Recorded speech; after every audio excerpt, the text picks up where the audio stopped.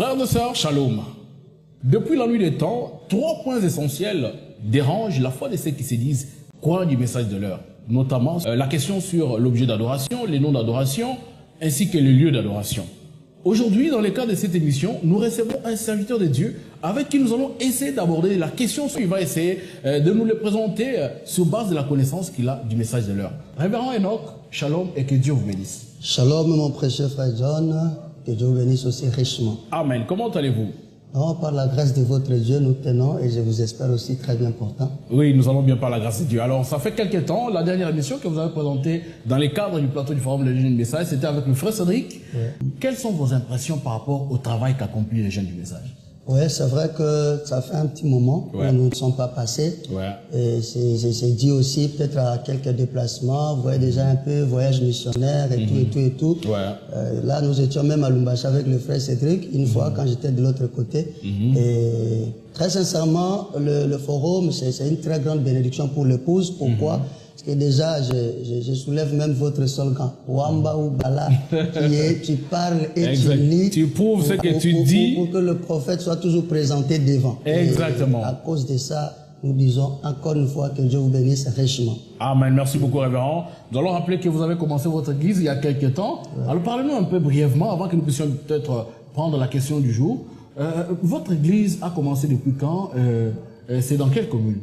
Ouais, Dieu nous avait quand même inspiré d'y commencer depuis longtemps, on doit le dire vrai. Ouais. Et par patience, nous avions eu un peu de patience pour ne pas aller trop vite parce que parfois on se demandait est-ce que c'est vraiment Dieu ou pas.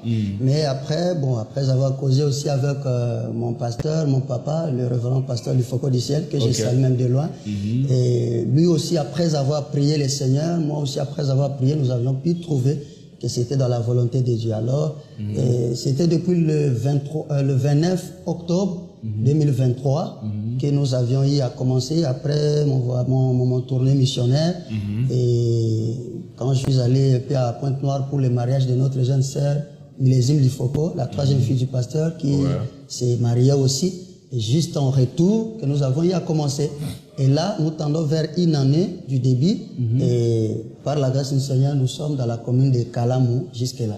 Alors, vous avez parlé de l'ancien Life, Papa Life que nous saluons. C'est lui qui est votre ancien, il vous a ordonné au ministère. C'était à Pointe-Noire? À Kinshasa ici. C'était à Kinshasa. Alors, lorsqu'il avait organisé des réunions, il avait ordonné plusieurs ministres de Dieu. Alors, dites-nous, c'est depuis quand que vous l'avez choisi comme étant votre ancien? Aujourd'hui, ça fait... On doit dire en termes de temps, ça fait pour éviter l'année 2020, mais avec beaucoup de précision, ça fait 3 ans déjà, parce que depuis 2021, et je bénis le Seigneur pour cet homme parce que des gens, déjà des petites personnes comme nous, avoir cette grâce d'être à ses côtés, non seulement t'accepter comme fils, et encore, il accepte que tu marches avec lui, tu es avec lui tout le temps. Il vous fait surtout confiance aussi. Vraiment confiance. Il te fait prêcher à l'église et beaucoup de choses comme ça pour ne pas en citer beaucoup de choses. Alors, que Dieu le bénisse richement. Amen, amen. Donc, je crois que le pasteur Life vous avez justement ordonné qu'au ministère, mais les dons, c'est Dieu qui passe ces dons en vous. Alors, est-ce que Dieu vous a commissionné aussi pour faire ce travail? Vous avez bien sûr dit que Dieu vous avait parlé, vous avez prié ensemble avec votre ancien. La chose était vraie. Quelle est votre commission en tant que prédicateur? Vous savez, en réalité, pour dire en termes vraiment de commission, si nous devons être d'abord sincères, dans cet âge, il n'y a eu qu'une seule commission est la plus grande, qui est la commission de Frère Branham. Mais Dieu, comme il ne manque jamais à susciter des auxiliaires pour le prophète, c'est comme ça qu'il prépare quelques hommes, parce que nous ne croyons pas que la femme doit prêcher. Elle peut avoir le ministère, elle ne peut pas monter en chair. Et pour ne pas y entrer aussi dans beaucoup de détails, c'est aussi déjà un point très capital où on peut aussi en développer très loin. Et du coup, le Seigneur m'a appelé pour être pasteur. Moi-même, je pensais, je ne croyais même pas que je devrais être même prédicateur pour prêcher. Mais Dieu a vraiment montré par tous les moyens, comme lui il est souverain, il a tout fait pour nous rassurer que j'ai été appelé au ministère.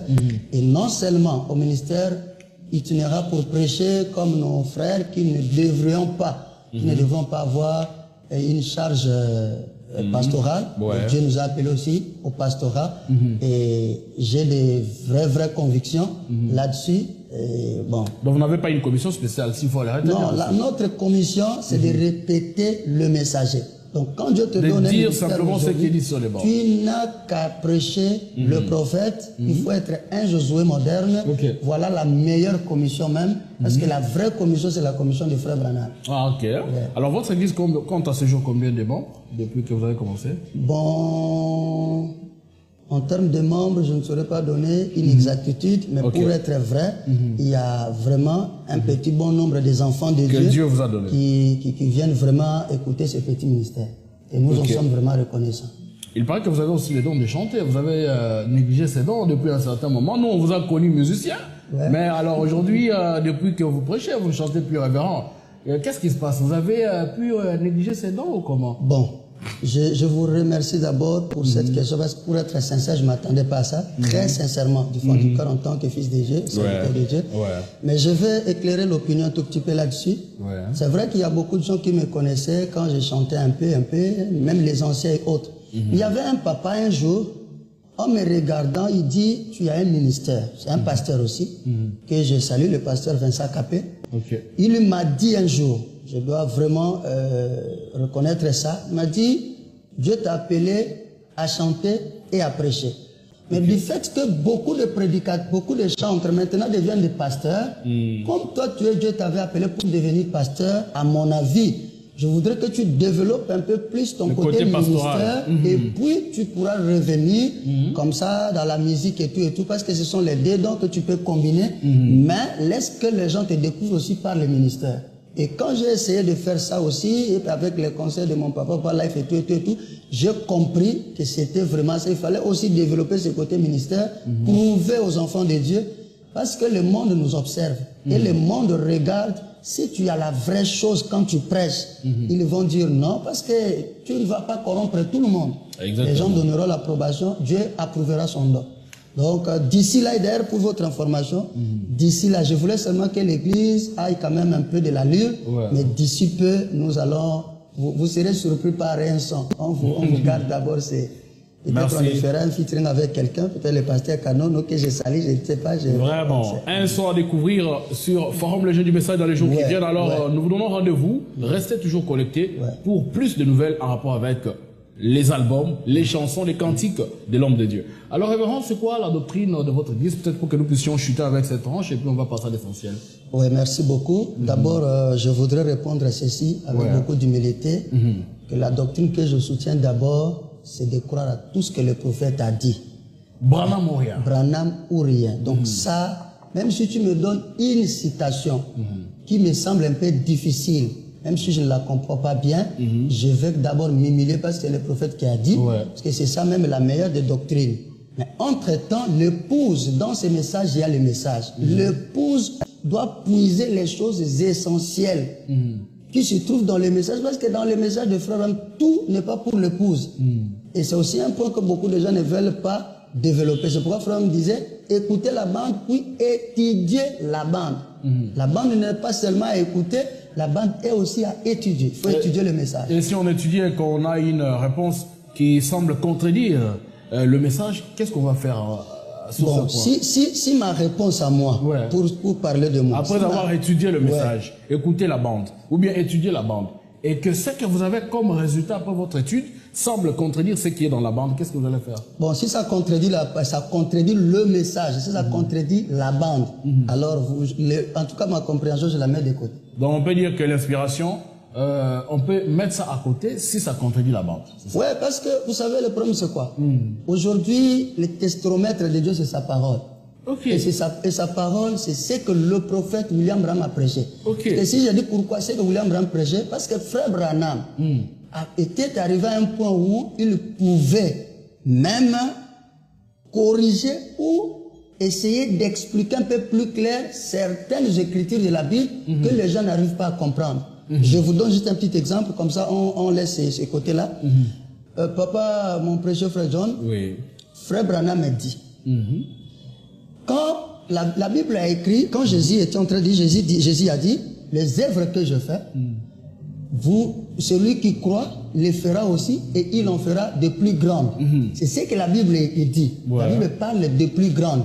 Mais frère Branham dit le terme véritable que Jésus avait utilisé, ce n'était pas de plus grandes, parce que personne ne fera pas plus grand que ce que Jésus a fait, mais il en fera davantage.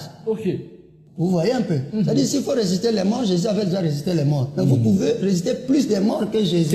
Ça ne signifie pas plus grand, mais c'est plutôt davantage. Donc nombreux, quoi. Voilà. Frère, la Bible dit, Paul dit. Voilà le message. Voilà, la Bible dit, vous lisez dans Matthieu et dans d'autres épîtres de la Bible. La Bible dit que ceux qui se conduisent mal et tout, seront jetés dans un feu éternel. Ce que nous savons directement, c'est l'enfer. Mais si vous lisez dans le message, frère, on dit que l'enfer ne peut jamais être éternel. C'est une mauvaise position. Abraham va même plus loin pour dire qu'il n'y a même pas une écriture dans la Bible qui croit ou qui soutient que l'enfer est éternel. Là, c'est Frère Branham. Frère Branham. Or, vous allez dans la Bible, vous trouvez que non, les pécheurs iront dans un feu éternel. Qui est l'enfer? Donc, un prophète, c'est-à-dire aujourd'hui là, si tu veux bien prêcher la parole, sois Josué. Josué 1, verset 1er dit, après la mort de Moïse, serviteur de l'Éternel, l'Éternel Dieu dit à Josué, fils de Nun, serviteur de Moïse. Donc, aujourd'hui, que tu sois archibishop, que tu sois qui que tu sois, ta vraie place, c'est d'être le serviteur de William Branham. Je sais que ça peut choquer quelqu'un. Donc vous êtes serviteur de Branham. Mais oui, mais comme Papa Life, il est serviteur de Branham. Papa Life, Pasteur Dioka, n'importe qui croit le message de William Branham est serviteur de William Branham. Pourquoi on peut croire facilement quand c'est la Bible qui écrit, quand c'est dans la Bible? Mais avec nous ici, donc dans les messages, on ne le croit pas facilement. Pourquoi? Donc le problème avec les gens, c'est qu'on cite seulement le nom de Branham. Ce qui choque les gens aujourd'hui, c'est le nom de Branham ou ce quoi? Merci beaucoup, révérend. Nous aurons le temps peut-être de revenir sur cette question dans les jours qui viennent. Alors, aujourd'hui, nous avons justement invité pour parler de ce qui est l'objet d'adoration. Nous entrons dans cette phase que nous appelons Branham moyen. Est-ce que vous acceptez de nous répondre à cette question rien qu'avec le message de l'heure ou soit la Bible? Je vous dirais oui, je suis prêt. Vous êtes prêt? Merci beaucoup parce que vous êtes disciple de Branham, serviteur de Branham, comme vous l'avez dit. Nous espérons que vous allez nous répéter ce que c'est que le message a dit. Alors, nous vous accordons quelques minutes pour que vous puissiez aborder le sujet. Et vers la fin, nous aurons le temps peut-être de vous poser quelques questions sur la matière que vous allez bien sûr expliciter ici. Alors déjà, Frère John, vous voyez, déjà moi j'ai intitulé ça le recadrage sur les lieux d'adoration. Or, on ne peut pas parler du lieu sans parler de l'objet, sans parler du nom. Du nom, exact. Bien qu'on va passer un peu vite sur ces points-là, mais on doit préciser avec Frère Branham. Je voudrais aussi vous souligner ceci. Le but même pour lequel je le fais, c'est parce que je vis un grand désordre dans le message quant à ce sujet.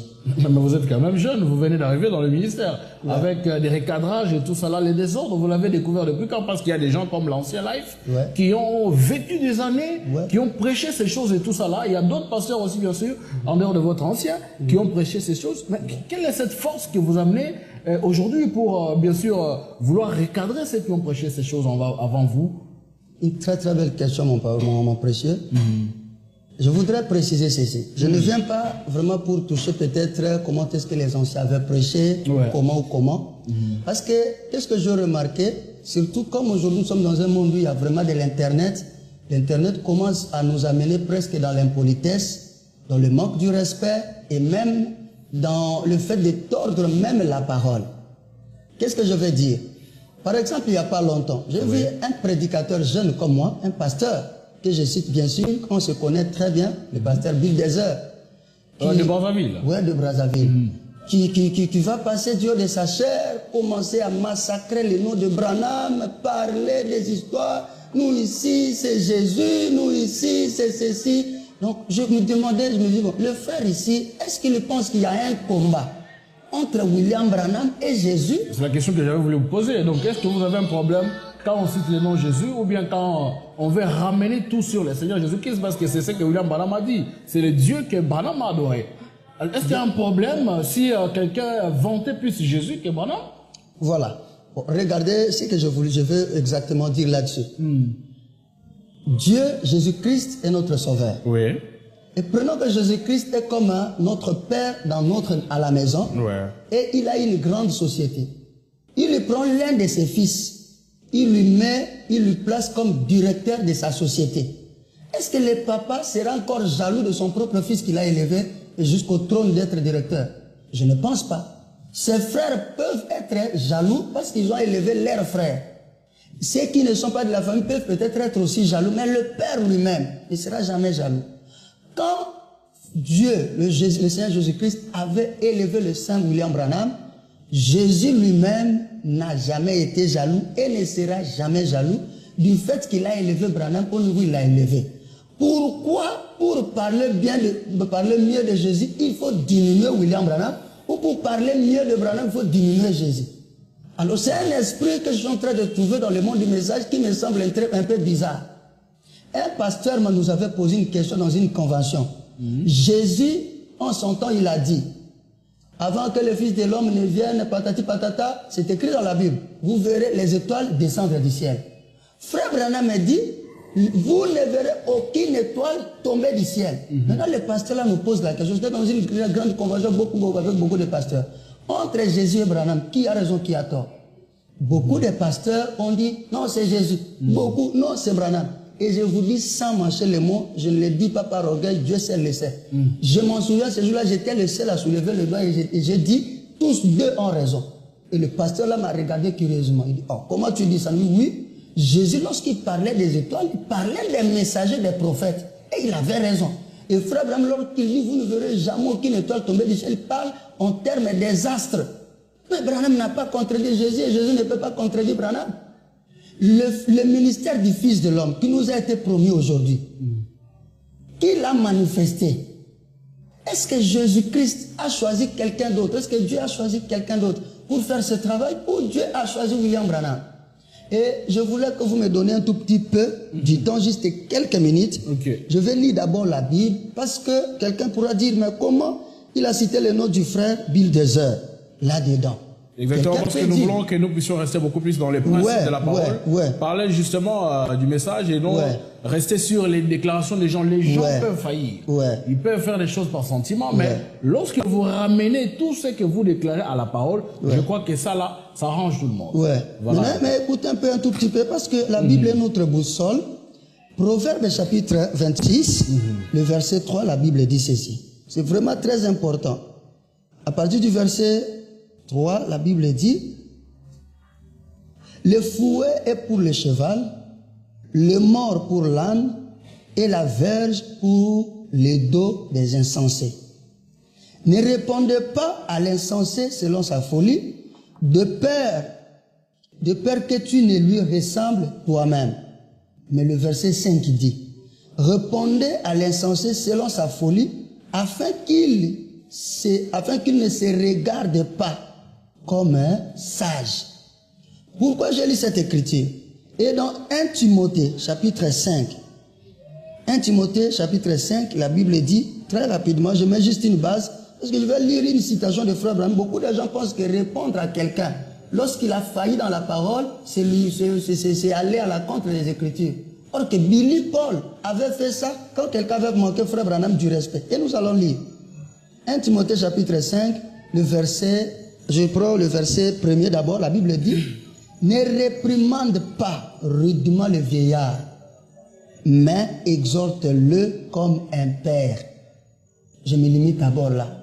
Si on dit ton père biologique a commis un forfait, il a fait du mal, et qu'on dit ne le réprimande pas, mais exhorte-le, tu vas lui parler comment? Tu arrangeras les mots, tu arrangeras ton attitude, afin qu'il ne se sente pas blessé.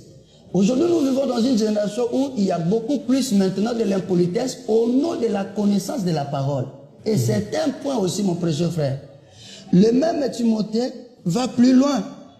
Au verset 20, je lis juste un verset, je me limite même dans ceci.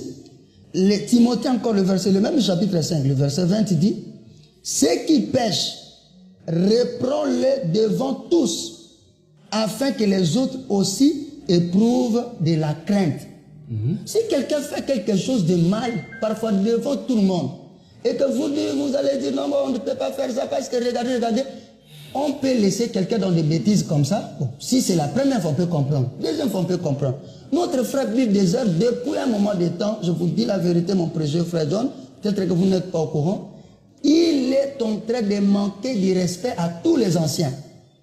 Il a fait la première déclaration parce que les anciens, ils ont mal prêché la parole, ils ont mal conduit les choses. Voilà, ils commencent à mourir comme des mouches.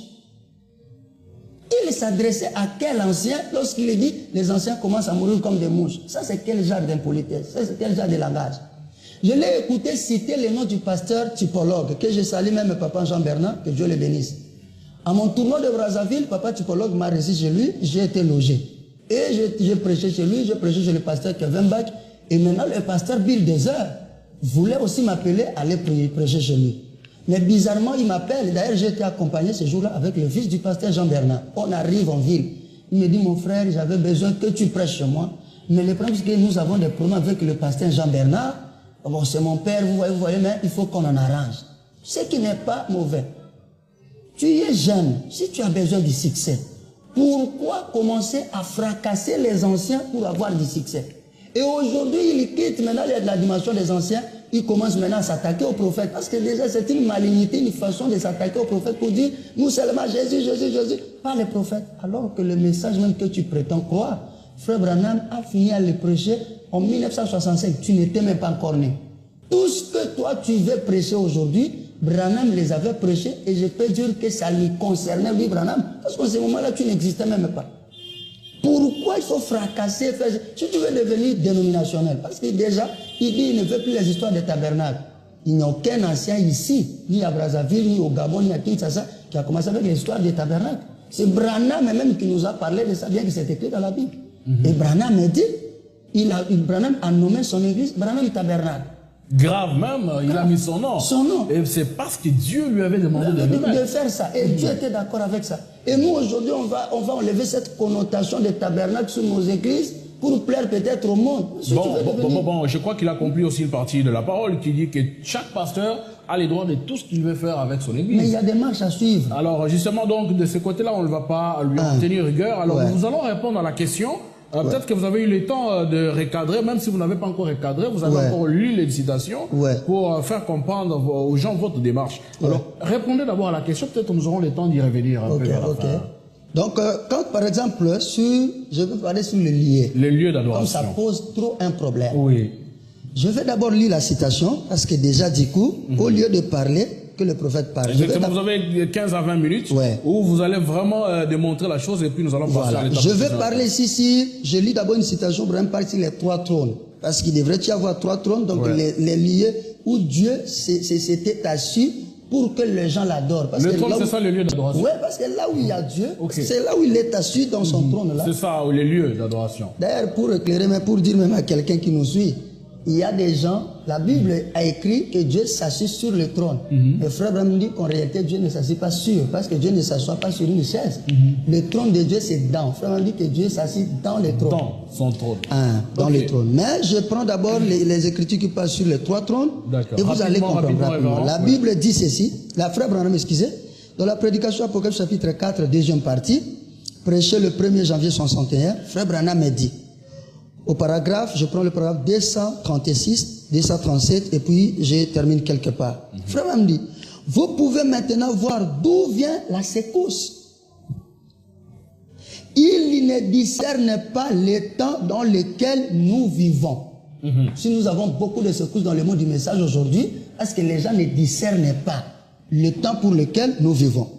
Les gens n'en saisissent pas la signification. Frère Branham dit, bon, le premier trône était dans le ciel. Le premier trône était dans le ciel, le trône du jugement. Le second trône était en Christ. Quand nous parlons de Christ, donc Jésus. C'est là que Dieu avait mis son nom. Le troisième trône est dans l'homme. Le premier trône au ciel, le deuxième se fit en Christ, et le troisième se trouve maintenant dans l'homme. Frère Branham a dit, paragraphe 239, eh bien, qu'est-ce qu'un homme? C'est un être triple. le corps, l'âme et l'esprit. Combien savent cela? Considérez l'approche de Dieu. Qu'est-ce que le cœur de l'homme? Vous souvenez-vous de mon serment? Dieu a choisi le cœur de l'homme comme un tour de contrôle. Donc, le cœur de l'homme même, c'est le tour de contrôle que Dieu a choisi. Donc, lorsque Dieu veut faire son contrôle, donc le tour de contrôle de Dieu, ça se trouve dans le cœur de l'homme. C'est là qu'il demeure. Là qu'il demeure. Là qu'il gère tout. C'est son tour de contrôle. Le diable, lui, a choisi sa tête comme un tour de contrôle. Vous voyez? Frère Branham dit, vous voyez? Il lui fait voir des choses. Regardez avec ses yeux. Mais cependant, Dieu lui fait croire à l'homme dans son cœur les choses qu'il ne voit pas. Vous comprenez? Vous comprenez? Dieu est dans son cœur. Le trône de Dieu se trouve dans le cœur de l'homme. Vous saisissez l'homme. Dieu a établi son trône dans le cœur de l'homme. Vous saisissez l'homme. Dieu a établi son trône dans le cœur de l'homme. Et je vais faire juste un petit commentaire, un tout petit peu, avant d'enchaîner encore une autre citation. Lorsque Dieu établit son trône, nous avons vu au ciel, lorsque Dieu avait son trône au ciel, les anges l'adoraient, il y avait l'adoration. Parce que là où il y a Dieu, il y a l'adoration. Et quand il est venu dans Jésus, la Bible dit que même les humains, les mages, sont venus pour l'adorer. Pourquoi? Frère Branham me dit que Christ était devenu le trône de Dieu. Et c'était le deuxième. Or, Frère Branham me dit que Dieu est parfait en toi. Alors, quand Dieu veut maintenant établir le troisième trône, il l'établit dans le cœur de l'homme. Les gens n'ont pas compris. Ce qui nous tue aujourd'hui, Papa John, les gens n'ont pas compris le mystère que Jésus avait dit. En ces jours-là, vous connaîtrez que je suis dans le Père. Le Père est en moi. Moi en vous, vous en moi. Ce mélange-là, les gens ne comprennent pas que la dernière manifestation de Dieu le Père et de Jésus-Christ le Fils, c'est l'épouse. Parce que le Dieu qui était dans Jésus et Jésus dans Dieu, maintenant c'est Jésus-là, il dit nous sommes en lui par le baptême du Saint-Esprit et lui aussi vient en nous. C'est là que vous écoutez frère Andy, Dieu retourne dans l'homme pour adorer. Lui-même Dieu qui vient adorer et être adoré au travers de l'homme. Mais l'homme là c'est qui? C'est ça la question aussi. Voilà, nous allons y arriver. Or l'homme, d'abord là, c'est nous tous. Oui, parce qu'on va parler de l'épouse d'abord qui est composée de plusieurs membres. C'est ce que Frère Branham dit. Oui, Frère Branham dit que l'épouse a commencé depuis Paul. Ce sont des principes que nous devons respecter. Nous ne voulons pas le fanatisme. C'est la parole, on doit garder la parole pure. L'épouse a commencé depuis l'âge de Paul. Mais, lorsque nous arrivons à notre temps, et dans chaque âge, il y a un leader. Il y a un leader, puis il y a les gens qui viennent après lui. Paul avec son groupe, Irénée avec son groupe, etc. Et Branham avec son groupe. Donc l'épouse là, si on terme même de représentation, Paul représente la tête en son temps en tant qu'épouse. Donc il représente l'épouse de son âge. Et William Branham aujourd'hui nous a représenté valablement. Preuve même en est que vous et nous sommes nés dans les 1980 ici et les 90. Et Branham a fini à prêcher ce message depuis 1965. Mais nous croyons, nous confessons que nous sommes épouses. Donc si aujourd'hui nous sommes l'épouse, qu'en est-il de lui-même, William Branham, qui on avait prêché depuis ce temps? Donc lorsque nous parlons, quand Branham parle que Dieu a établi son trône dans le cœur de l'homme, moi je n'étais pas encore né, ni mon papa. Mon papa est né en 1966. Papa Life est né en 1977. 67, pardon.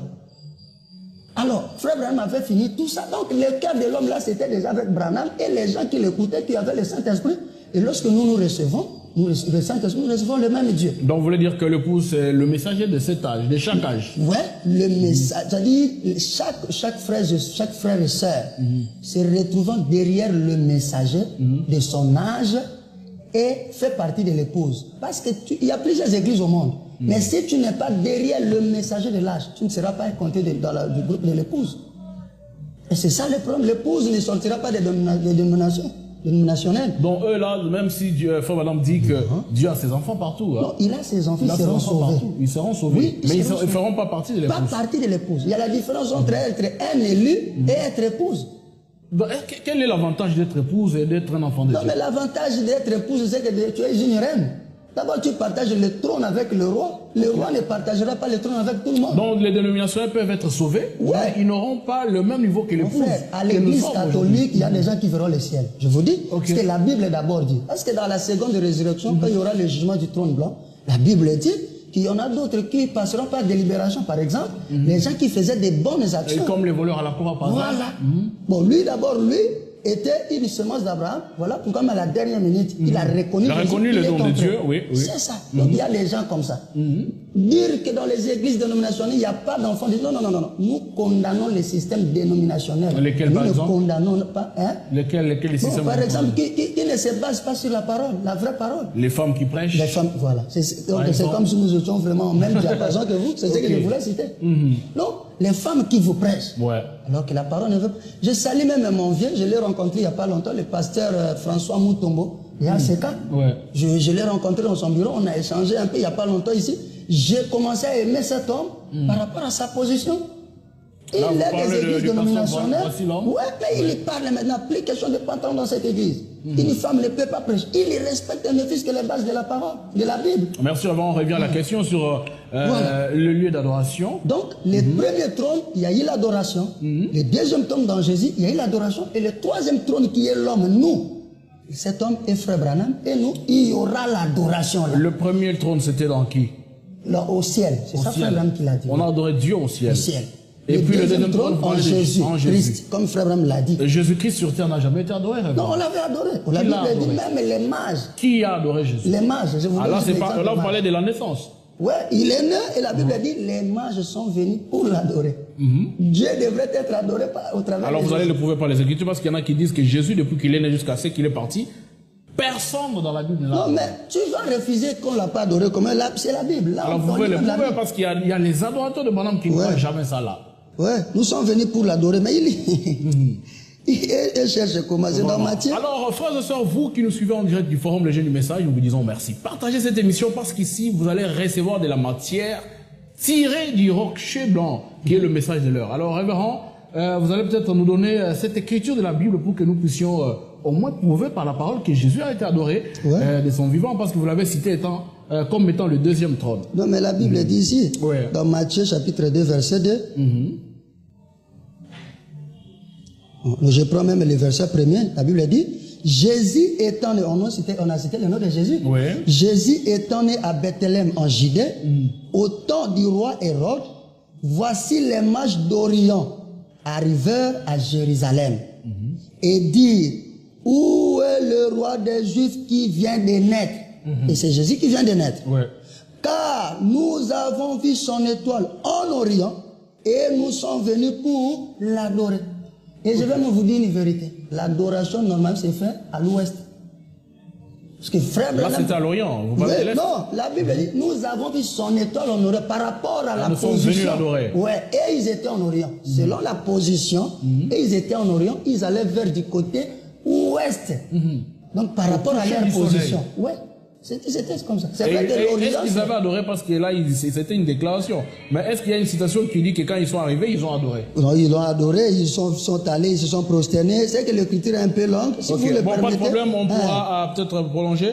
Vous pouvez d'abord avancer. Vous avez dit que le deuxième trône c'était en Jésus. Là, les mages sont partis, ils l'ont adoré d'après l'écriture. Alors parlons du troisième trône justement. C'est dans quoi? Continuez seulement le chapitre 2, comme je viens de le lire. Alors, vous verrez là la Bible dit. La citation, l'écriture, c'est dans Matthieu chapitre 2. Vous pouvez lire tout le chapitre. Je pense que vous aurez peut-être le temps de trouver ce que l'homme de Dieu est en train de Matthieu chapitre 2, à partir du premier verset, vous descendez. D'accord. Et vous trouvez là où on lui a donné l'encens, le myrrhe et tout, les aromates, pour l'adorer. Et ça signifiait même sa mort, sa résurrection, et ceci, cela. Parlons du troisième trône, révérend. Voilà. Donc le troisième trône qui est l'homme, parce qu'il fallait que cette église s'accomplisse. Le même Dieu qui était au ciel, qui était venu du temps de Jésus, il devrait retourner en nous sous forme du Saint-Esprit. Et il n'y a pas trois personnages en Dieu.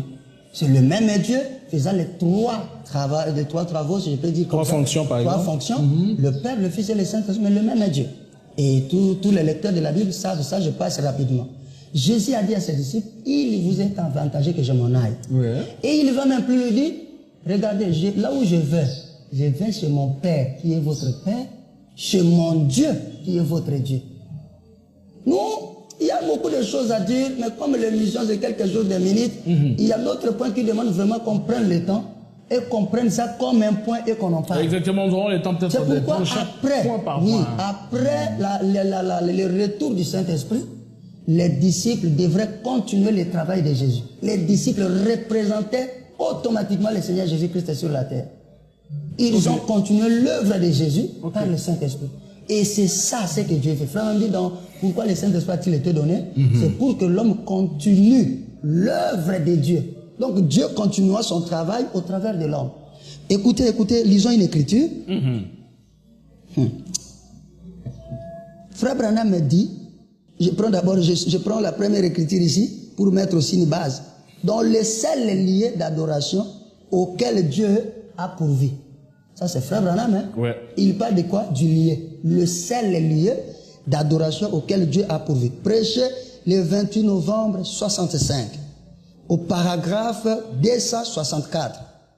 Je vais maintenant parler de là où nous devons adorer Dieu aujourd'hui. Le trône de Dieu aujourd'hui. Là où nous devons l'adorer aujourd'hui même. Frère va vous poser cette question. Frère John, je ne sais pas si vous serez prêt à croire aussi. Là où bien sûr, va préciser. Si on ne comprend pas, on dit Amen et on va de l'avant. Ouais. Frère Branham me dit, paragraphe 264, s'il n'y a pas de levain au milieu de vous, or le levain c'est ce qui fait gonfler un peu la pâte. Or la parole de Dieu n'a pas besoin du levain parce que la parole de Dieu c'est un pain sans levain que nous devons manger. Un pain dur. Frère Branham dit, s'il n'y a pas de levain au milieu de vous, donc s'il n'y a pas des histoires pentecôtistes de compréhension charnelle, cela amène toute la plénitude de la divinité corporellement parmi vous. Il y a la différence entre même en vous et parmi vous. Frère me dit que s'il n'y a pas de levain au milieu de vous, le peuple de Dieu, cela ramènera toute la plénitude de la divinité corporellement ou pas en vous, mais parmi vous. Écoutez très bien. Cela ne pouvait pas se faire dans l'âge de Luther. Écoutez très bien. Quand on parle de Luther, c'est que Paul est déjà passé. Mais Branham dit que cette plénitude corporellement de la divinité cela ne pouvait pas se faire du temps de Luther. Ça ne pouvait pas se faire dans l'âge de Wesley. Branham ne se limite pas. Il dit ça ne pouvait pas se faire dans l'âge pentecôtiste. C'est pourquoi lorsque nos frères prêchent la parole, ils prennent un peu du pentecôtisme, de parlons langue, de prophétie, de ceci. Ce qui est bon, nous acceptons ça. Mais on fait de ça un point focal pour l'épouse. Alors c'est que vous ne comprenez pas le vrai message de l'épouse. Il faut qu'il y ait la dynamique et la mécanique. Nous aimons ça, mais l'épouse a un message spécifique, mon frère. Nous aimons, c'est Branham qui dit. Il dit ce qui devrait se faire ici, ça ne pouvait pas se faire même dans l'âge pentecôtiste. Oui, avec Wesley. Voilà. Mais cela arrivera le jour où le Fils de l'homme sera manifesté, révélé. Il y rassemblera l'Église avec toute la divinité de Dieu. Écoutez bien préciser, il y a des précisions. Toute la divinité de Dieu manifestée au milieu de son peuple. Il doit y avoir quelqu'un qui doit venir avec toute cette plénitude de la divinité pour rassembler l'Église. Ah, merci Jésus. William Branham. Au milieu de son peuple. Et accomplissant les mêmes signes visibles. Se manifesta lui-même comme il le fit au commencement lorsqu'il fut manifesté sur la terre sous la forme d'un Dieu prophète, Jésus.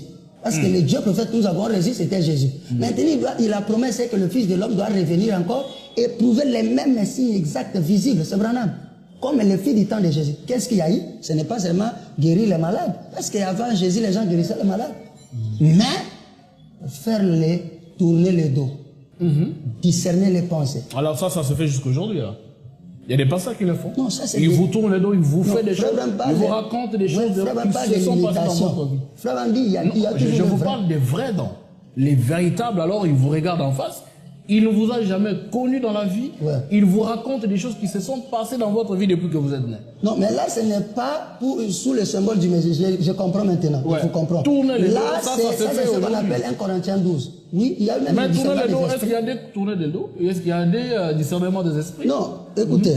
il y a la différence. Lorsque vous regardez une personne, regardez dans le premier pool, le deuxième pool. Frère Abraham, dans le deuxième pool, il pouvait tenir la main de quelqu'un. Il voit les maladies et tout ça là-bas. Vous voyez, si vous êtes en face de quelqu'un, vous pouvez le regarder, contacter son esprit, si vous avez les dons de discernement d'un Corinthiens 12. Mais, avoir le discernement du Messie, mon frère, je vous dirais que ça c'est du diable. Parce que ça ne se fait pas. Oui, ça ne se fait pas chez n'importe qui. Ok. Là, c'est ça, là, je ne vais pas te croire. Donc, même si tu me le prouves avec... Même si c'est vrai, c'est qu'il vous dit. Je ne vais pas te croire, parce que je comprends que là, c'est le diable. Regardez. Vous savez pourquoi je dis le diable? Frère Branham m'a dit. Il dit, quand le troisième poule devrait venir, Dieu lui a dit, Branham, parce que le premier poule, il a dévoilé. Le deuxième, il a dévoilé. Il dit, Branham, n'ose pas dire ça maintenant, cette fois-ci. Le frère Branham vient à l'église, il dit, regardez, Dieu m'a dit que le troisième poule vient et qu'il m'a interdit de dire à personne. Et pourtant, je me sens lié dans l'obligation de dire quelque chose à mon église. Et le frère m'a dit, mais allez et tirez votre propre conclusion.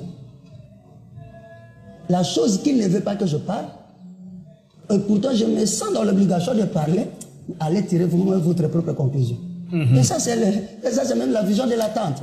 Alors, nous parlons sur cette question, sur le discernement. Oui, il faut qu'on en parle avec les citations, là, parce qu'il y a des citations bien, j'ai déjà tout préparé là-dessus, mais comme ce n'était pas notre sujet aussi.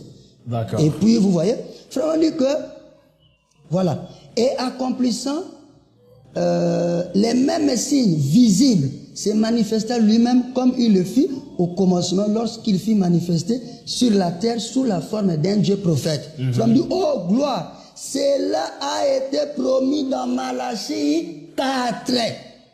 Vous lisez là, la tablette elle est claire. Et dans le reste des Écritures, et le reste des Écritures.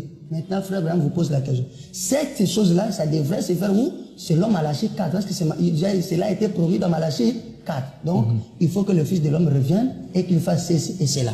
Écoutez la question de frère Branham, que je pose même à mon projet frère Bill Desert qui me suivra aussi, ou qui est en train de me suivre. Où adorez-vous? Parce que vraiment, ça ne devrait pas se faire dans l'état de Luther, ni Wesley, ni les pentecôtistes, ni l'âge de Paulin du pentecôtiste, mais au temps de Malachie 4. Et Abraham vous pose la question. Et il prêche la prédication, le seul lié d'adoration que Dieu a pourvu. Abraham vous pose la question. Où adorez-vous? Lui-même donne la réponse. Dans la maison de Dieu, assis au temps présent. N'allez pas chercher Dieu dans sa maison au temps passé. Cherchez. Oh, Branham, quand il parle au 67, c'est Branham qui parle. Là, moi, je ne suis pas encore né. Quand il dit au temps présent, là, c'est le temps présent de 1965. Alors, cette maison de Dieu au temps présent n'a pas été précisée. Vous pouvez alors donner un nom à ces, ou bien ces lieux. Cette maison de Dieu, là, c'est qui ou bien c'est quoi? C'est Madame Jésus. Madame Jésus. Oui, c'est l'épouse. Alors, est-ce qu'on peut lire ça? Vous pouvez lire. Vous pouvez là, dire que l'épouse, là, Madame Jésus, là, c'est Branham et tout. Parce que je sais qu'il y a une citation, fois Branham dit que le lieu d'adoration que Dieu a choisi aujourd'hui, c'est en Jésus. Vous avez déjà lu cette citation? Oui, je sais. Mais pourquoi vous voulez dire que c'est dans la maison alors que vous ne voulez pas citer Jésus? Non, vous savez pourquoi?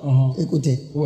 Est-ce que je n'aime même pas le droit de vous poser les questions parce que vous qui êtes journaliste. Justement, ici c'est un partage. Exactement. Est-ce que Jésus est à la fois lui-même et son épouse? Jésus n'est pas l'épouse, il est l'époux. Jésus est notre époux, nous sommes son épouse. Mais papa là, il faut la chanter comme étant la mère règle. Oui, la mère règle lorsqu'il fait la fonction de maman, là c'est vrai. Mais je pose ici en termes de donc mariage. c'est qu'il a la capacité de faire les deux à la fois. Mais est-ce qu'en termes de mariage, il est à la fois lui-même son épouse? Je ne pense pas. Je ne sais pas, c'est vous qui nous prêchez. Oui, soyons justes. Nous savons que nous sommes l'épouse. Jésus a une église qui doit venir acheter. Et c'est son épouse. Ça c'est clair. Et c'est vous et moi. Donc aujourd'hui, nous ne pouvons pas fuir la parole parce que elle est peut-être dure. Si c'est nous, l'épouse, alors nous devons croire que le lieu d'adoration sera dans l'épouse. Si Branham le dit comme ça, parce que je ne peux pas le dire par moi-même. D'accord. Ici, c'est dans la maison de Dieu, assis au temps présent. Maintenant, je vais préciser cette maison. Cette maison. Voilà. Voilà la question. Maintenant, la maison, assis au temps présent, elle est ici. Merci. Bref, Abraham dit, maintenant, il dit, dans les lieux d'adoration auxquels Dieu a choisi. Parce que l'on a prêché de ça, c'est maintenant là, c'était en novembre. Mais ça, c'est du 20 février 65. Voilà. au paragraphe 64 et 65, frère Branham me dit, il y a beaucoup de bonnes femmes dans cette salle ce soir. Là, c'est les soirs où Branham prêche. Des bonnes femmes, des femmes fidèles. Mais il y a qu'une Madame William Branham. C'est elle qui rentre à la maison avec moi. C'est elle qui est ma femme. Paragraphe 65, frère Branham me dit, c'est juste 3 phrases. Il y a des braves gens dans le monde, de bonnes églises. C'est pourquoi je vais vous dire que même dans les églises dénominationnelles, il y aura des enfants de Dieu qui iront au ciel. Voilà. Il y a des braves gens dans le monde, de bonnes églises.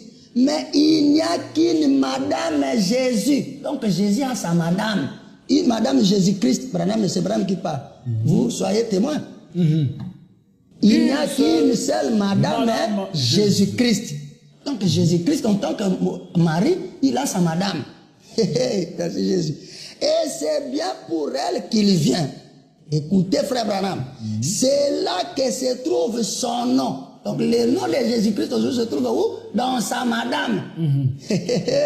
C'est là que se trouve son adoration. Dans Madame Jésus. Ah, mais c'est là. Pas en Jésus, mais dans sa femme. Non. En elle.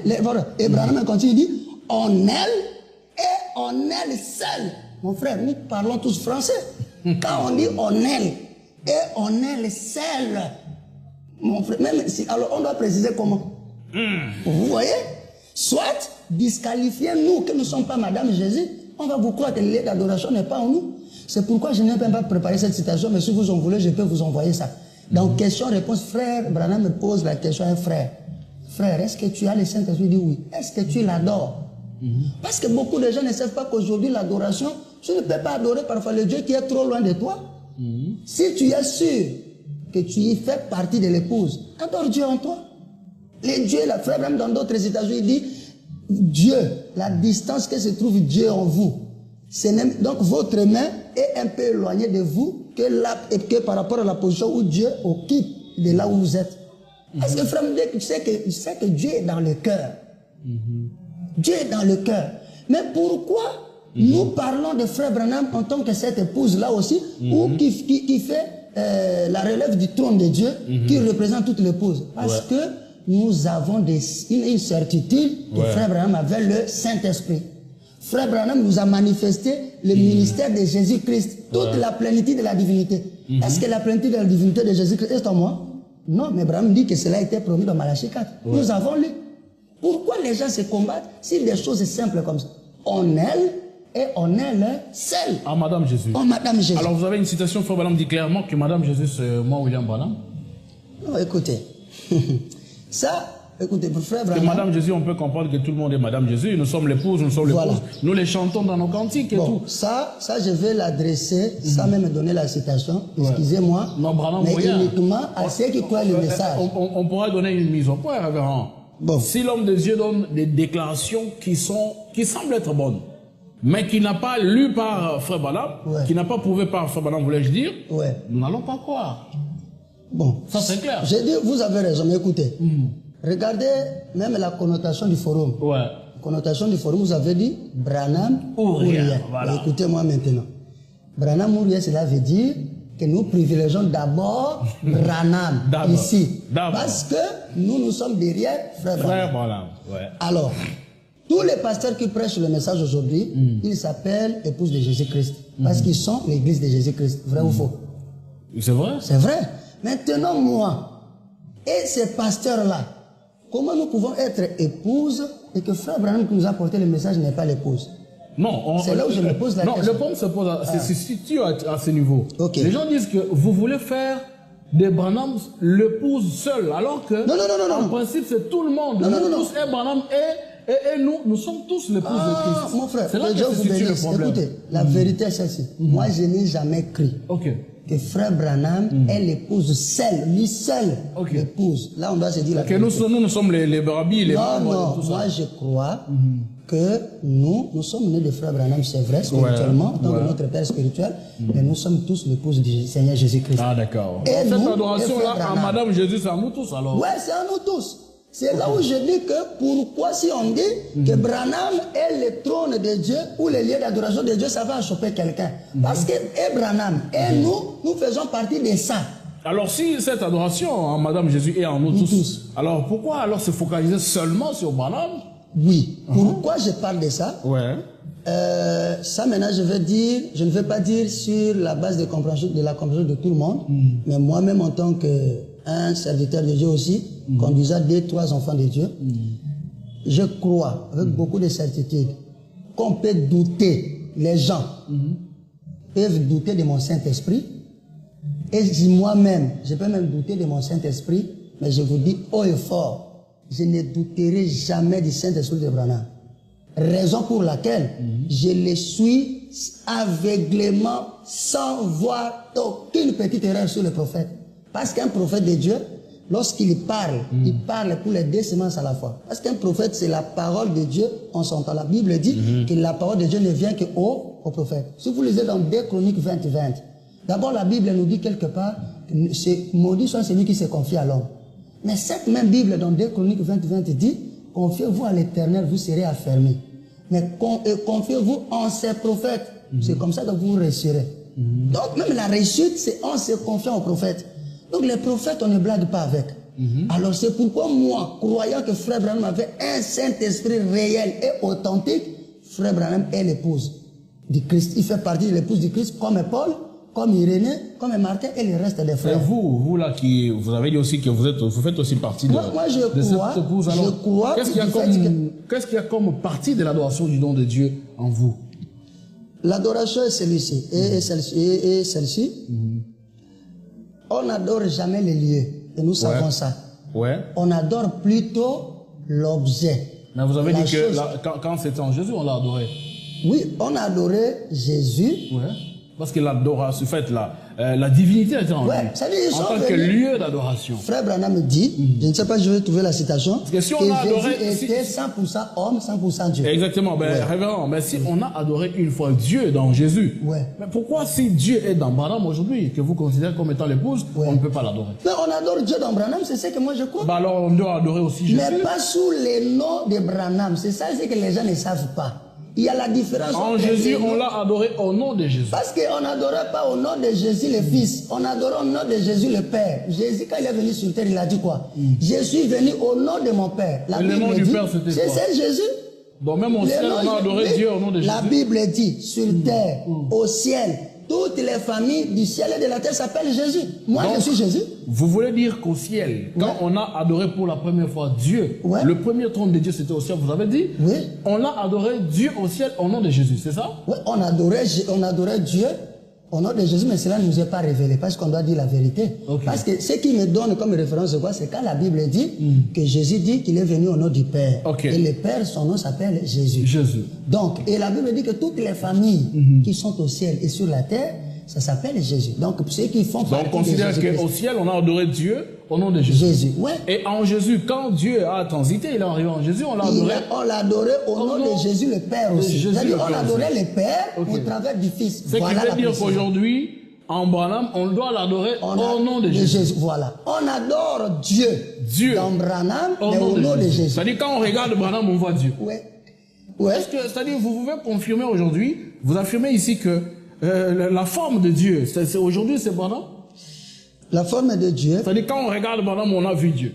Oui, la forme de Dieu, moi je ne veux même pas citer. C'est l'objet, ça même la forme. Vous savez quoi? Je n'ai même pas trop cité. Vous savez ce qui dérange, c'est le nom. C'est pourquoi moi je vous l'amène plus dans l'épouse, pour que les gens comprennent. Et aujourd'hui, la forme de Dieu, c'est son épouse. Pourquoi? C'est là qu'il habite. C'est là qu'il a mis son nom, parce que la parole vient de dire quoi? C'est là qu'il a mis même c'est là son lieu d'adoration. C'est là qu'il y a son adoration. Aujourd'hui, madame, le corps physique n'est pas sur terre. Vous allez dire que le lieu d'adoration, c'est toujours en Branham. Mais l'épouse, ce n'est pas ce corps. C'est ça aussi le problème. L'épouse n'est pas forcément le corps. Ce sont nos théophanies qui sont l'épouse. Ce sont nos corps paroles. Ça, c'est papa et maman, ils vont rentrer sur... Vous avez dit que c'est dans l'épouse, et l'épouse que vous avez située en Branham. L'épouse, non, mais quand je dis Branham, regardez. Ça, c'est le frère John. Branham la forme. Attendez, ça, c'est le frère John. Mais est-ce que ces vêtements, c'est vraiment le frère John? Non. Mais si je touche, je dis, j'ai touché le frère John. J'ai touché et les vêtements et le corps, c'est-à-dire l'entièreté du frère John, je viens de toucher une partie. Et j'ai touché même l'habit. Or que cet habit, après quelques années, vous ne l'aurez plus. Et les hommes, ce sont des vêtements de Dieu, tout simplement. Et la forme de Dieu aujourd'hui, c'est laquelle? C'est son épouse, notre théophanie. Ok. Je crois que pour ceux qui connaissent le message, ils ont compris ce que vous avez dit. La théophanie, c'est quoi? C'est une question que nous aborderons dans les jours qui viennent. Révérend, vous avez 5 minutes pour chuter parce que nous pensons que vous avez vraiment retracé les lieux d'adoration depuis le ciel jusqu'à aujourd'hui. Alors, est-ce que vous pouvez conclure dans quelques minutes et puis revenir sur la question de cet homme de Dieu qui ne fait que fracasser les anciens? Je veux conclure comme ceci, dans quelques minutes. Mes frères et sœurs, soyons honnêtes avec nous-mêmes.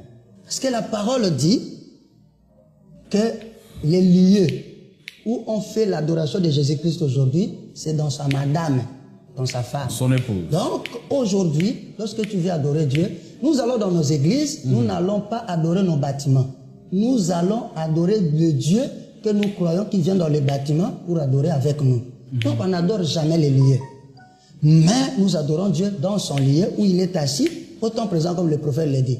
Que ça ne choque pas autant de gens, parce qu'on a cité le nom de Branham, ou parce qu'on a cité le nom d'un tel. Moi, je vous dirais qu'aujourd'hui, les gens adorent Dieu au travers du pasteur Dioka, s'il est réellement fils de Dieu, baptisé du Saint-Esprit, faisant partie de l'épouse. Aujourd'hui, on adore Dieu au travers de frère John. Moi, j'assume.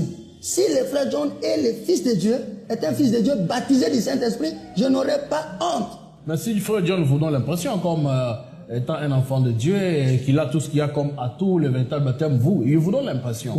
Et que vous venez pour adorer Dieu qui est dans lui. Est-ce que vous n'allez pas adorer Satan, les diables, sans le savoir? Non. Est-ce que vous savez pourquoi? Même en termes de demande.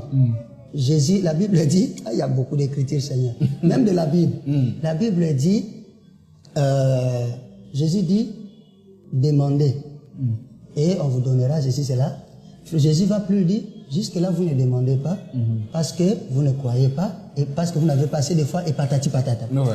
Mais frère John, dans la parole, nous voyons le frère Branham nous dire, Jésus, l'émission là elle est merveilleuse.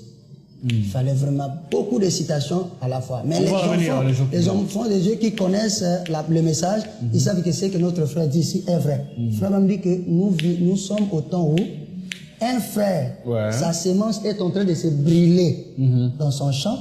Au lieu d'aller s'adresser à Dieu, il va chez notre frère. Frère, j'ai mes problèmes avec mon champ, ou bien mes affaires ne fonctionnent pas. Je veux que vous me donniez, vous me voyez la pluie. Frère Branham me dit, et vous n'allez même pas aller, je vais prier, comment vous avez dit, oui frère, je t'envoie la pluie, va en paix, je t'envoie la pluie. Et si tu le crois, tu prononces la parole et la pluie vient. Vous savez pourquoi? Parce qu'aujourd'hui, l'homme est devenu incontournable. Dieu ne fait rien sans l'homme. Lisez même cette écriture. D'accord, on va chute avec cette écriture. Frère me dit, dans les réalités infaillibles du Dieu vivant. Prêché le 26 juillet 1960. Frère me dit, Dieu, au paragraphe 110. Dieu aime toujours œuvrer à travers l'homme. C'est le programme de Dieu d'œuvrer à travers l'homme. Le programme de Dieu a toujours été de travailler à travers qui? L'homme, pas les hommes. Il dit l'homme.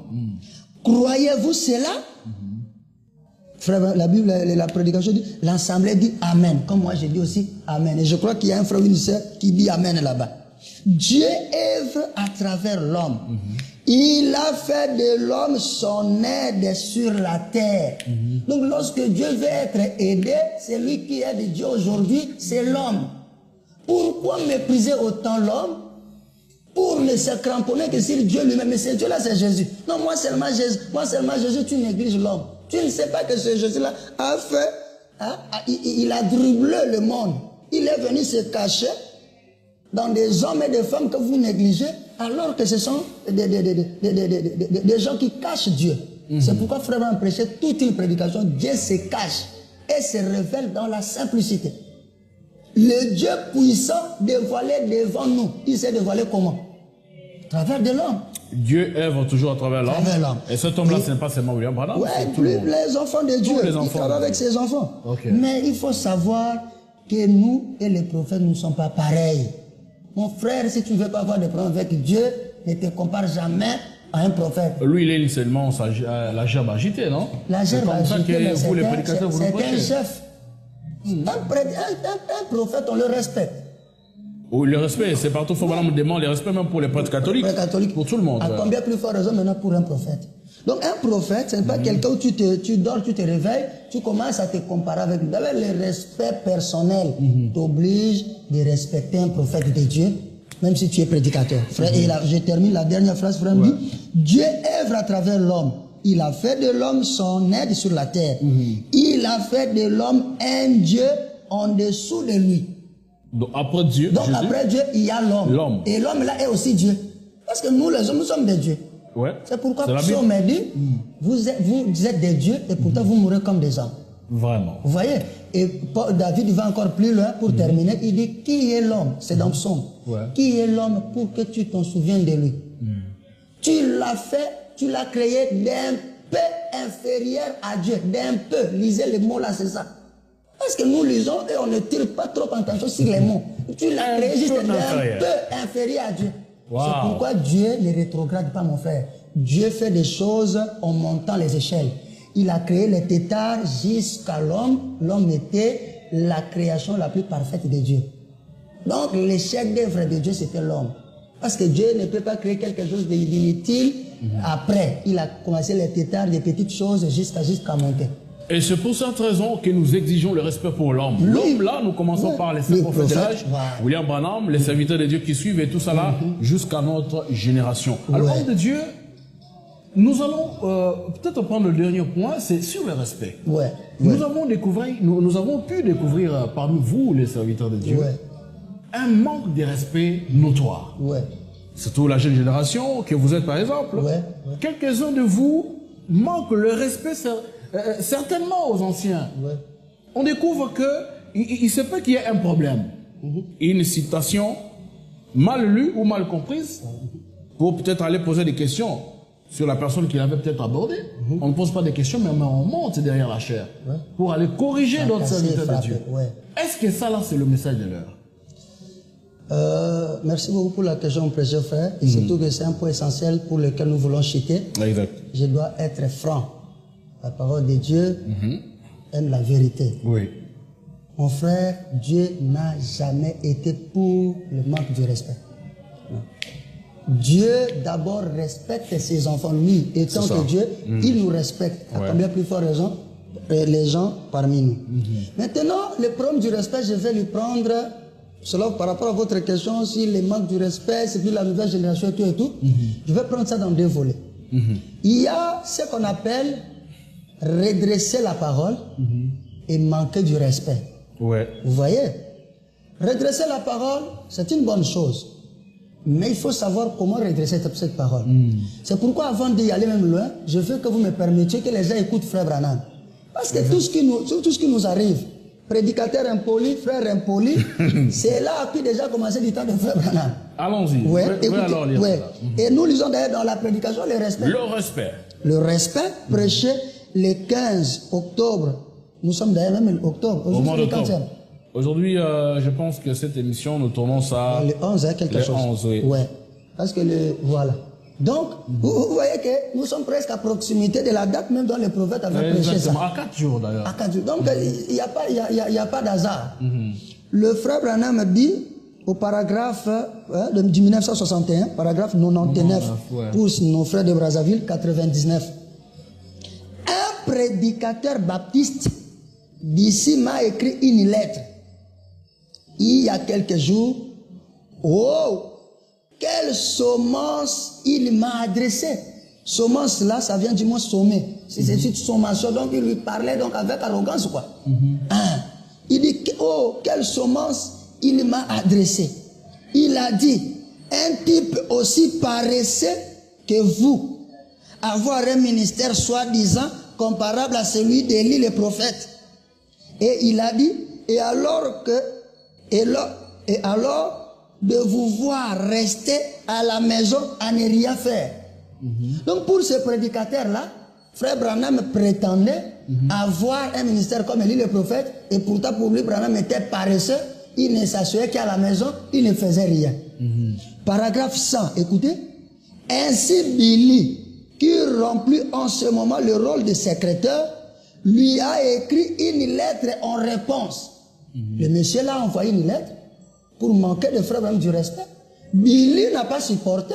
Il devrait faire aussi une lettre en réponse. Il n'a pas dit non, laissons seulement, c'est le diable qui l'a animé. Non, il devrait le répondre. Il fallait les redresser aussi. Et regardez, regardez même le détail. C'était entre lettre et lettre. Mais pourquoi frère vient aussi Dieu de la chair pour parler de ça? Les gens disent non, la chair, ce n'est pas un endroit où... Non, non, non, la chair, ça recadre. La chair, si on trouve que ce jeune homme, c'est un impoli, ou ses frères, et a commencé à se bien conduire selon les principes, les bases de la parole, nous pouvons parler. La chair n'est pas seulement, frère Branham a dit, prions seulement le Seigneur. Non, la parole, ça éduque. Comment la chair là, ça éduque, ça fait ceci, ça fait ça, joue beaucoup de rôle. Ça dénonce aussi le mal. Ok. Et dans la Bible, nous avons beaucoup de détails. Alors, c'était quoi la réponse de Billy Paul? Billy, écoutez, il a répondu en réponse. Il s'était alors dit, eh bien, je crois que je vais simplement lui répondre, a-t-il dit.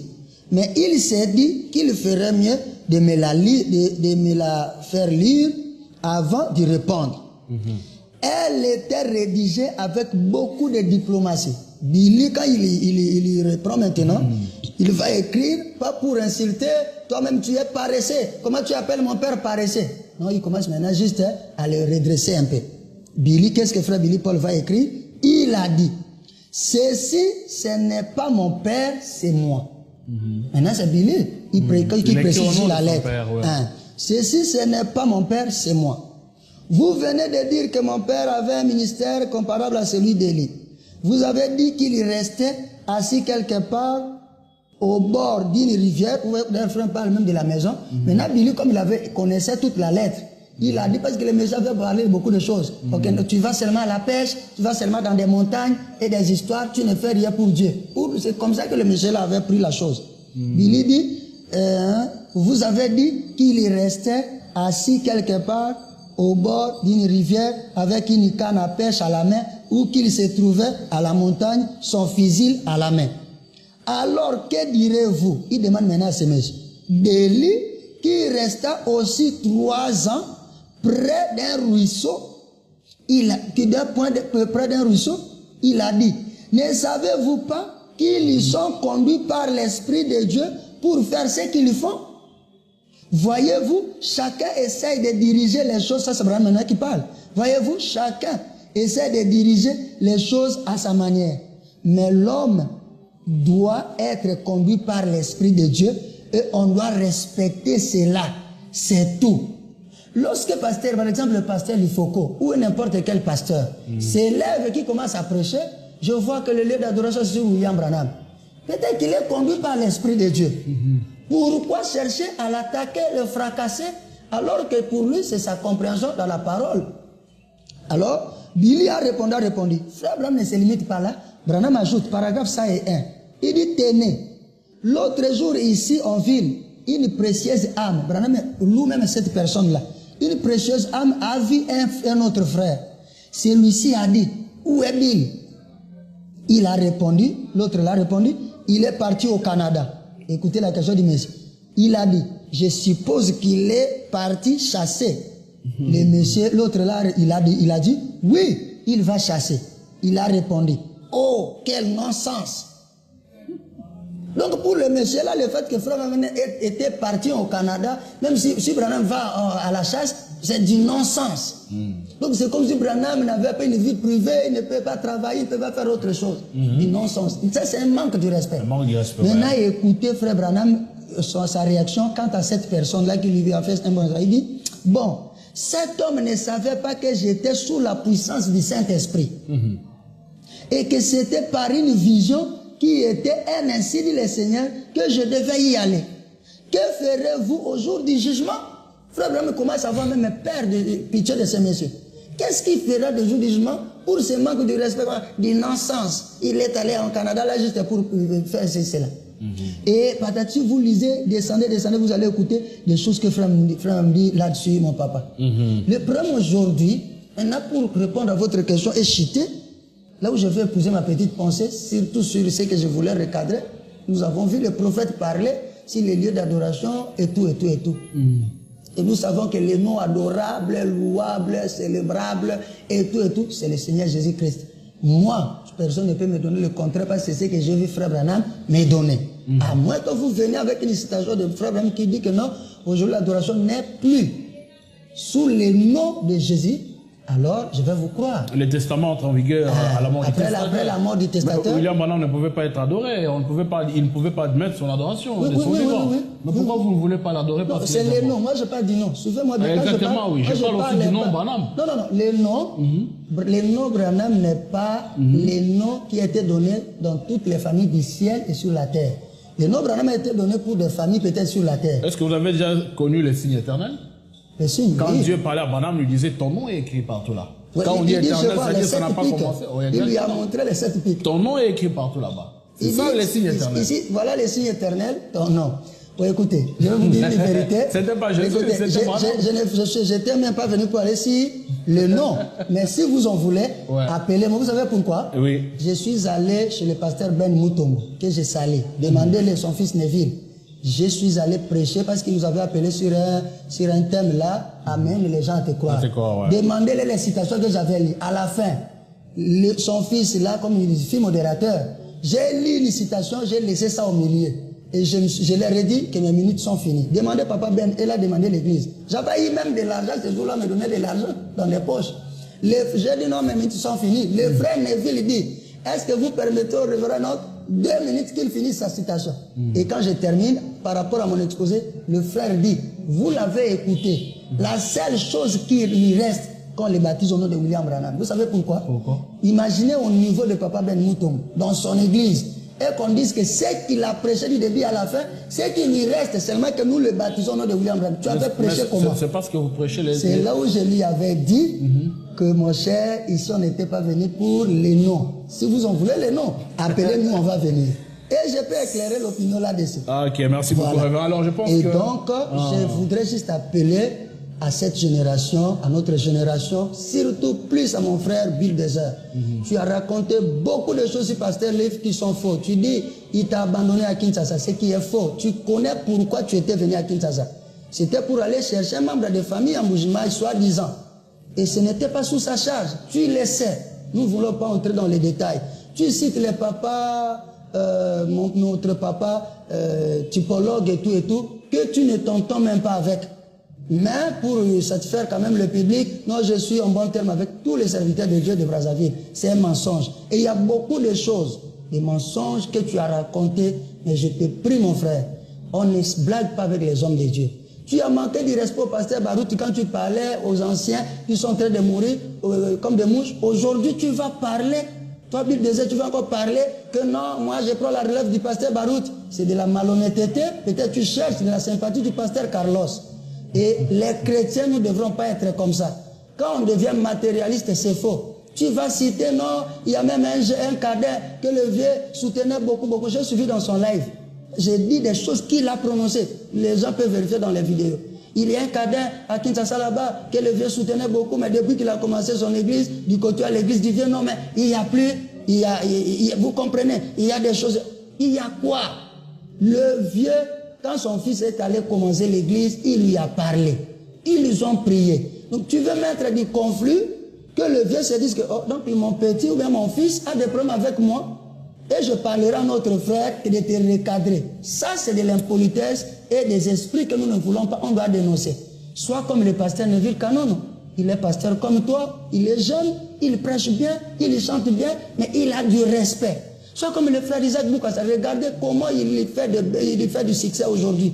Pour ne pas appeler des baises, parce que vous qui cherchez des baises. Mais Isaac, dans le calme, dans la tranquillité, il chante bien et ça bénit l'épouse. Mon frère, je te le dis franchement, parce que tu es mon frère. Tu sais que je t'avais envoyé un audio de plus de 9 minutes. À cause des bêtises que tu as dit, on se connaît. Je ne veux pas donner des détails de certaines choses que toi-même tu m'avais dit. Parce que c'est toi-même qu'on m'avait même parlé de votre conflit sur le papa typologue. Révérend, merci beaucoup. Est-ce que vous êtes fâché contre... Non, c'est juste cette petite sainte colère dans le sens que notre frère veut gâcher la nouvelle génération. Ouais. J'ai des preuves ici, il y a des prédicateurs qui prêchent même chez le pasteur Sylvain Akwala, qui se sont soulevés à Brazzaville, comme ils ont commencé à publier aussi. Nous, la nouvelle génération, nous ne voulons pas entrer dans les bêtises de celui qui nous engage, que nous, les jeunes. Merci. Parce que nous voulons respecter les anciens. Merci beaucoup, homme de Dieu. Alors, frères et sœurs, vous allez comprendre qu'il y a beaucoup de choses. Alors, s'il s'avère que c'est que l'homme de Dieu venait de dire, des mensonges racontés derrière la chair, alors là, c'est grave. De voir des pasteurs derrière la chair racontant des histoires qui ne sont pas vraies, alors là, nous tuons les brebis du Seigneur, ce qui n'est pas intéressant. Nous vous disons grandement merci pour les temps que vous nous avez accordés. En suivant cette émission du début à la fin, nous rappelons que nous avons reçu l'homme de Dieu, Enoch Botonga. Il est berger de l'église. Votre église Perfect Tabernacle. Perfect Tabernacle. C'est situé à quelle adresse? Nous sommes actuellement dans la commune de Kalamo, juste derrière le stade Tata Raphaël. C'est non loin de Victoire. Exactement. Donc, avenue Écolier numéro 11. Merci beaucoup. Donc, référence, vous pouvez, devant là, vous trouvez bureautique Zoé. Donc, c'est là que nous sommes. Nous vous donnons ainsi rendez-vous prochainement dans le cadre des émissions du Forum Les Jeunes du Message. Que Dieu vous bénisse et à la prochaine. Merci.